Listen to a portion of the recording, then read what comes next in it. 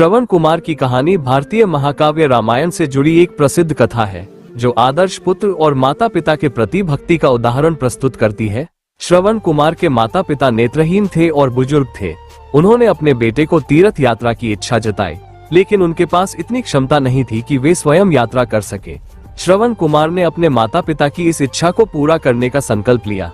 श्रवण ने अपने माता पिता को एक बड़े बांस के डंडे पर दोनों ओर टोकरी में बिठाया और उन्हें कंधों पर उठा लिया। उन्होंने अपने माता पिता को भारत के प्रमुख तीर्थ स्थलों की यात्रा कराई। वे कठिन रास्तों पर पैदल चलते हुए अपने माता पिता की सेवा में लगे रहे। कहानी के एक महत्वपूर्ण मोड़ पर जब श्रवण एक जंगल से गुजर रहे थे, उन्हें प्यास लगी। अपने माता पिता को एक पेड़ के नीचे बिठाकर वह नदी में पानी लेने गए। संयोगवश उसी समय राजा दशरथ जंगल में शिकार कर रहे थे। उन्होंने पानी की आवाज को किसी जंगली जानवर का भ्रम समझा और तीर चला दिया। तीर सीधा श्रवण को लगा, जिससे वो गंभीर रूप से घायल हो गए। घायल अवस्था में श्रवण ने राजा दशरथ को बुलाकर अपनी आखिरी इच्छा व्यक्त की कि वह अपने माता पिता को पानी पिला दे और उन्हें अपनी मृत्यु का समाचार दे। राजा दशरथ ने श्रवण के माता पिता को पानी पिलाया और श्रवण की मृत्यु का दुखद समाचार सुनाया।